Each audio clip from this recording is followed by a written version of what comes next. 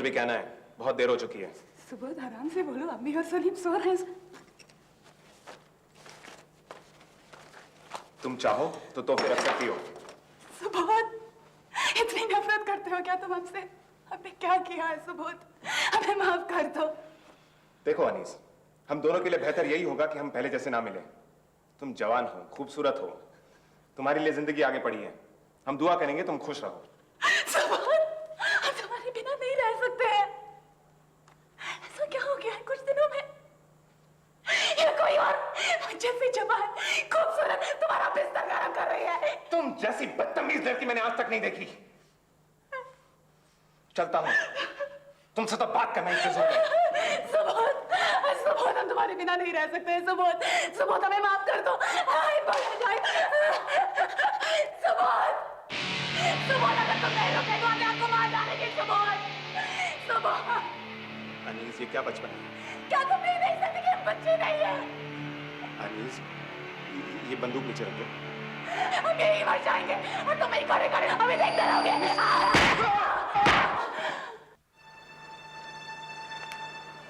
मेरे दिल की मलिका, डॉक्टरी करते करते कभी भूल जाता हूँ कि कोई है जो इस डॉक्टर को नहीं, इस इंसान से भी मिलना चाहता है। कल बाजार से गुजरते हुए गहना पसंद आ गया। तुम जैसा खूबसूरत तो नहीं, पर तुम पहनोगी तो जरूर अच्छा दिखेगा। तुम्हारा बूढ़ा आदमी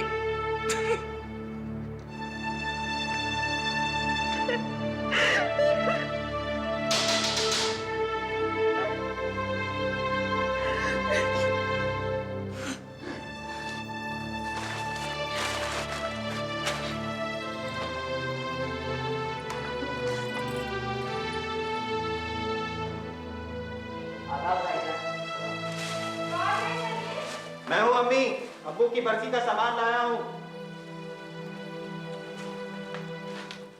अरे छोटी भी आप यहाँ, वो भी गुलाबी कपड़ों में? मुझे लगा मैंने आपको बाजार में देखा है, वो भी नीले कपड़ों में। अच्छा, स्कूटर के पीछे थी, डॉक्टर सुबोध के साथ। मुझे लगा आप हैं, लेकिन वो जो भी थी बिल्कुल आप जैसी थी। ये सामान कहाँ रखूं? कब देखा था तुमने? तकरीबन आधा घंटा पहले। ये सामान कहाँ रखूं? तेरे को यकीन है कि वही डॉक्टर सुबोध था? हाँ, कितनी बार तो उनके साथ यही मुलाकात हुई है। ये सामान कहाँ रखूं? जी? कुछ नहीं। ये सामान अरे मुझे क्या पता, जाके अम्मी से पूछो। जी। और वापस नहीं आना, जरूरी काम है।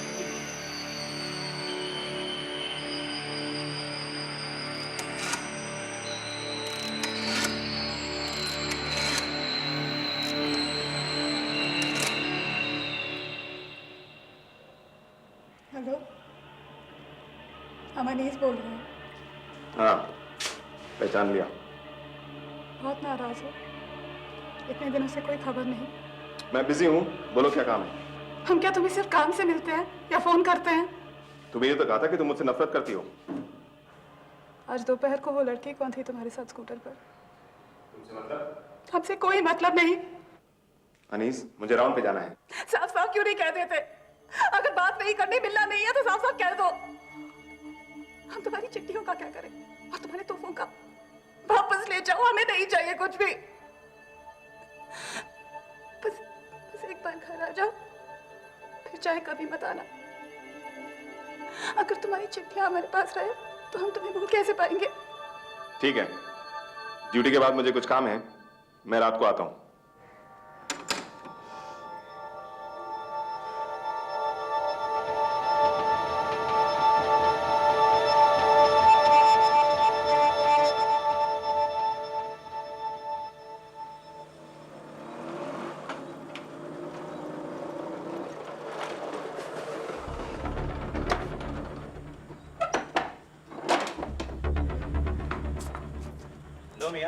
हो गया इनका दिन शुरू। ना किसी की कोई इज्जत और ना कोई मोहल्लेदारी की फिक्र। लेकिन छैला बड़े दिनों बाद दर्शन देने आया है। अरे छोड़ो, हमें क्या। आओ।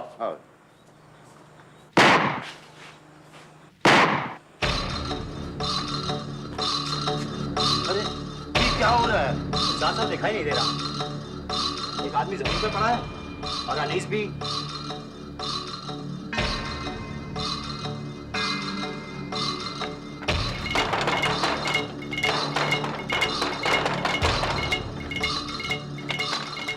मैं घर पे हैं। वैसे पैसे बाहर गए हैं, क्या हुआ? नहीं कुछ नहीं।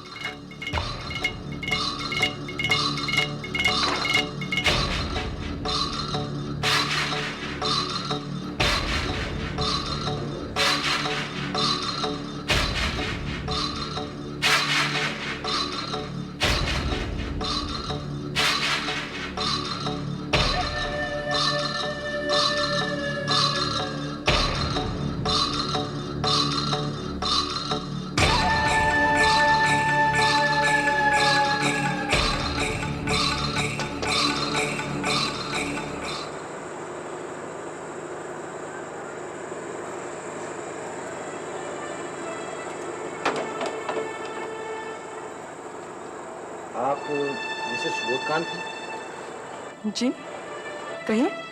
आप घर पर अकेली हैं? जी हाँ, अकेली हूँ।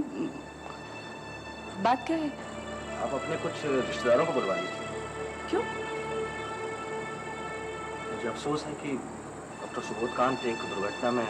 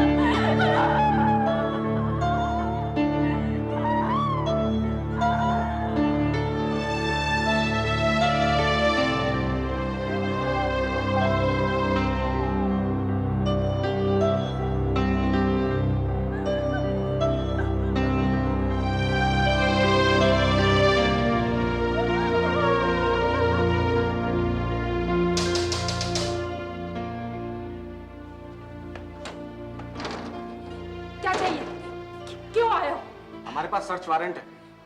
हमें आपके घर की तलाशी लेनी है। क्यों? हमने क्या किया? मैं कहाँ कह रहा हूँ कि आपने कुछ किया है, मगर हमें आपके घर में एक लाश मिली है, एक कत्ल हुआ है। इसकी तलाशी तो हमें लेनी ही होगी। आओ तुम दोनों इधर की तरफ जाओ।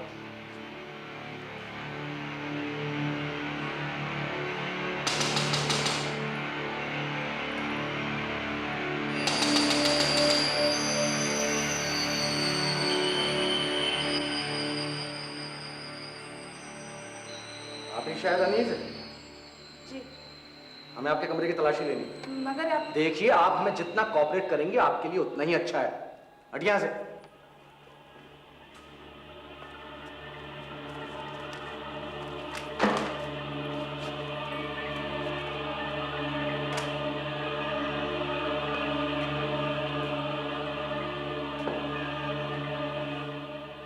उठिए, उठिए यहाँ से।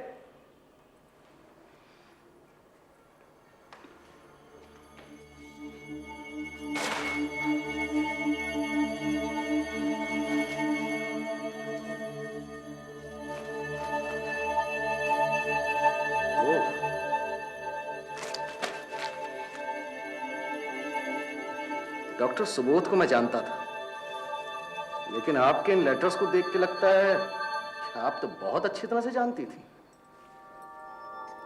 ले जा रहा हूं इनको मैं।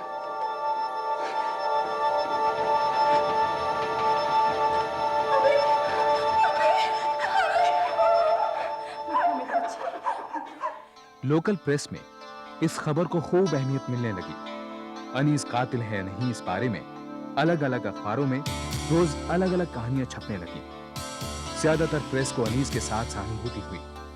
उन्होंने उसे सुबोध का कातिल नहीं माना, लेकिन कुछ अखबारों ने सुबोध की पत्नी कामिनी के साथ अफसोस जताया। आप कभी मिली हैं अनीस से? एक बार, लेकिन फोन पर आवाज खूब सुनी है। बहुत फोन किया करती थी। बेटर, मेरा भी लिहाज नहीं करती थी। इस हादसे से एक दिन पहले भी फोन किया था? जी हाँ, और बहुत बदतमीजी से बात की थी। डॉक्टर सुबोध हैं क्या? जी नहीं। आप कौन? क्या आप आज दोपहर को उनके साथ बाजार में स्कूटर पर थी? आप बोल कौन रही हैं? ये हमारे सवाल का जवाब नहीं है। क्या आप उनके साथ थी? आपसे मतलब? आप हमें बताएंगे या नहीं? पहले आप अपना नाम बताएंगी और जरा तमीज से बात करेंगी।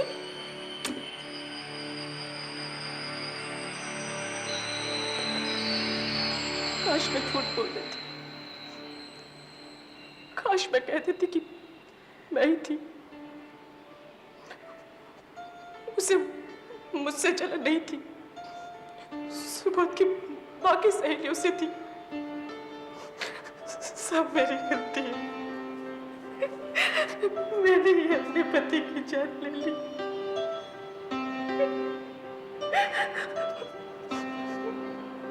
मैं जलन से मरी जा रही थी, क्या करती? मैं भी तो इंसान हूँ। सुबोध, तुमने मुझसे शादी क्यों की? मुझे कौन सहारा देगा?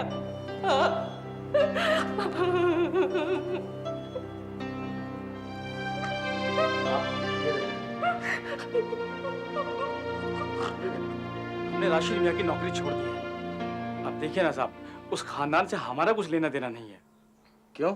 अब देखिए ना साहब, हम तो गरीब लोग हैं, मेहनत मजदूरी करके पेट पालते हैं। साहब हम किसी का खून तो नहीं करते, किसी का पेट तो नहीं काटते। साहब हमें तो बहुत डर लग रहा है। डर? किससे? सर वो अनीस मेम साहब से।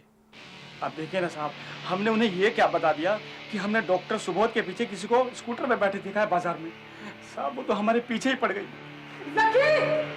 जकी! ये छोड़ी भी। चलो अभी चलो, वहां जाओ तुम इस हरामजादी को लेकर। मेरा सामान अब चलो। साहब मैं अनीस बी को बाजार ले गया, वहां डॉक्टर सुबोध का ना पाकर वो तो जैसे पागल हो गई साहब, पागल।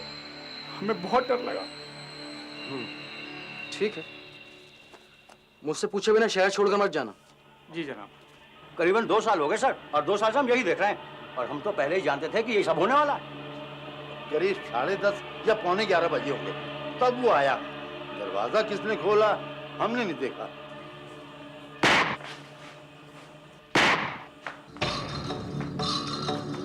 जैसे ही सलीम साइकिल लेकर दौड़ा, हम दोनों दरवाजे के पास जाकर खड़े हो गए। या अल्लाह, ये क्या किया तुमने?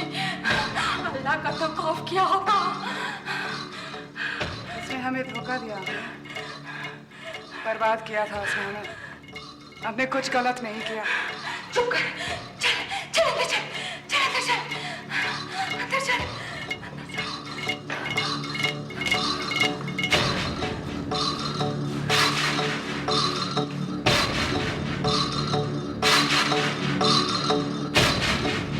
अदालत में भी यही बयान दोगे? हाँ हाँ बिल्कुल, ऐसी चुड़ैलों को तो सरेआम फांसी लगनी चाहिए। नवाबी खानदान से ताल्लुक रखने की वजह से पुलिस अनीस को बिना किसी ठोस सबूत के गिरफ्तार नहीं करना चाहती थी, लेकिन इन सब गवाहियों के बाद इंस्पेक्टर जयंत बोहरा ने अनीस को गिरफ्तार करने का फैसला किया। वो तो सॉरी थी, हम भी सॉरी थे, हमें कुछ नहीं पता। न जाने कौन सा मन उस वक्त आ गया था हम पर। इंस्पेक्टर साहब, मेरा बड़ा लड़का दिल्ली में है, सरकारी नौकर। इंस्पेक्टर साहब, मैं आपके आगे हाथ जोड़ती हूँ, मेरी बच्ची ने कुछ नहीं किया। वो तो बच्ची है, वो किसी का कत्ल कैसे कर सकती है? वो बेकसूर है इंस्पेक्टर साहब, वो बेकसूर है। देखिए प्लीज, आप हमें हमारा काम करने दीजिए। कहाँ है अनीस? वो अंदर बीमार है। अम्मी, खुदा के वास्ते छोड़ दीजिए मेरी बच्ची को। आप हिम्मत रखिए, ये लोग हमारा कुछ नहीं बिगाड़ सकते हैं, कुछ नहीं साबित कर सकते। अम्मी, हमने कुछ गलत किया ही नहीं है। बस आप दिल्ली में राशिद भाई को फोन लगवाइए। आप चलिए हमारे साथ। हम बेकसूर हैं। सारे सबूत तो आपकी तरफ ही इशारा करते हैं। हमने कहा ना, हम उस वक्त सो रहे थे, हमने कुछ नहीं किया। अच्छा, फिर कौन कर सकता है ये सब कुछ आपके घर आकर? हमें क्या मालूम, हम नींद में थे जब गोली चली, हमने कुछ नहीं देखा। हम सिर्फ अंदाजा लगा सकते हैं कि क्या हुआ होगा। तो बताइए। किसी ने भी किया होगा, शायद अख्तर ने ही गोली चलाई।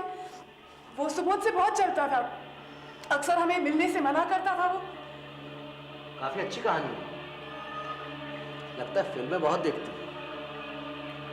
उम्मीद है अदालत में भी ये साबित कर सकोगी। इंस्पेक्टर जयंत वोहरा ने सुबोध कांड मर्डर केस की तहकीकात जारी रखी। उधर अनीस और उसके भाई रशीद ने शहर के एक नामी वकील सोहराब हांडा को अपनी पैरवी करने के लिए चुना।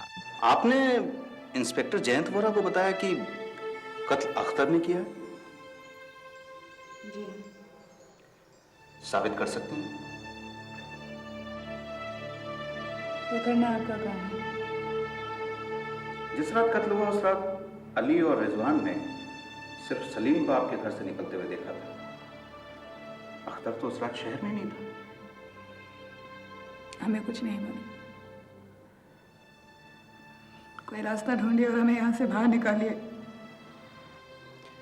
सच सच बताइए कि क्या हुआ था।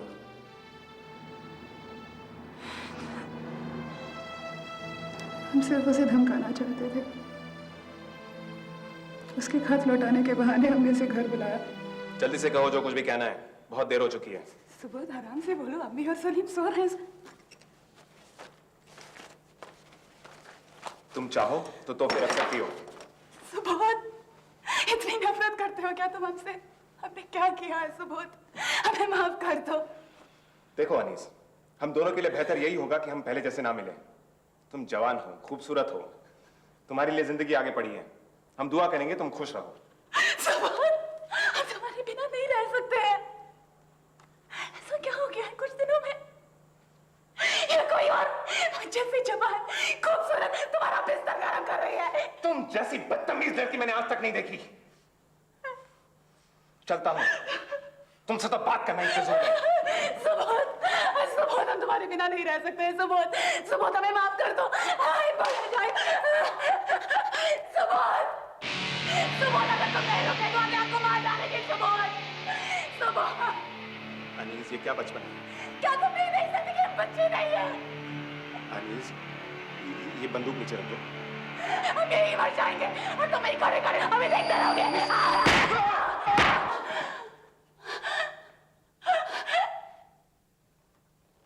बंदूक कहां से मिली थी? हमेशा हॉल में लटकी रहते हैं। हमें नहीं मालूम था कि वो भरी हुई है। धक्कम धक्की में गोली चल गई। 2 गोलियां? जी हाँ। सच कह रही हैं आप? तो फिर इंस्पेक्टर जयंत वोरा ने अपनी छानबीन पूरी की और अनीस का केस भोपाल के सेशंस कोर्ट में पहुंचा। सरकार की तरफ से पब्लिक प्रोसिक्यूटर थे अमन प्रताप सिंह। अदालत की बहस काफी दिन चली। अली और रिजवान की गवाही अदालत में अहम साबित हुई। हम आपको वही बता रहे हैं साहब जो हमने देखा। कत्ल की जगह से तकरीबन हम 50 मीटर दूरी पर होंगे जब ये धमाका हुआ और हम घर की तरफ दौड़े। हम जा ही रहे थे कि एक धमाका और हुआ। उस वक्त हम करीब 25 मीटर दूरी पर होंगे। जब हम घर पहुंचे तो हमने देखा कमरे में काफी रोशनी है। हमने खिड़की की तरफ जाकर देखा जब, तो पता चला कि अनीस बीवी वहां खड़ी है और उनके हाथ में बंदूक है। उन्होंने हमें बिल्कुल नहीं देखा, जबकि हम पास ही खड़े थे। यही कोई 10 मीटर की दूरी पर हमने साफ साफ सुना कि अनीस बी ने डॉक्टर सुबोध को बुरी बुरी गालियां दी और अपनी अम्मी से कहा हमने कोई गलती नहीं की। योर ऑनर, इस बात में कोई बहस नहीं कि मुजरिम अनीस और डॉक्टर सुबोध में नाजायज संबंध थे और कत्ल की रात मुजरिम अनीस ने डॉक्टर सुबोध को अपने घर बुलाकर बेरहमी से कत्ल कर दिया। ये बात अभी साबित नहीं हुई है योर ऑनर। अली और रिजवान की बातों से कुछ भी साफ नहीं होता है। ये सर्कमस्टेंशियल एविडेंस का केस है your honour. Your honour, Ali और रिजवान की गवाही से यह साफ है कि उन्होंने कत्ल के कुछ पल बाद ही मुजरिमा को बंदूक के साथ उसके घर में देखा था। योर ऑनर, उस बंदूक पर मेरे मुवक्किल अनीस के फिंगरप्रिंट्स नहीं हैं। साफ बात तो यह है योर ऑनर कि अनीस जलन के मारे पागल हो गई थी ये जानकर कि डॉक्टर सुबोध और भी औरतों में दिलचस्पी दिखाते थे। जक्की की गवाही से यह साफ है। गवाह झूठे भी हो सकते हैं योर ऑनर। उनको मारना मेरे मुवक्किल का मकसद नहीं था, वो महज एक एक्सीडेंट था। सारी दलीलें सुनने के बाद ये अदालत अनीस अहमद बशीर को दोषी मानती है, लिहाजा उसे आईपीसी की दफा 302 के तहत ताउम्र जेल में रहने का हुक्म देती है। अनीस ने इस फैसले के खिलाफ पहले हाई कोर्ट और फिर सुप्रीम कोर्ट में अपील की, लेकिन दोनों ही अदालतों ने सेशंस कोर्ट के फैसले को सही माना। अनीस ने 4 साल जेल में बिताए और उसके बाद उसे प्रेसिडेंशियल पार्डन मिल गया। अनीस का भाई रशीद उस समय प्रेसिडेंट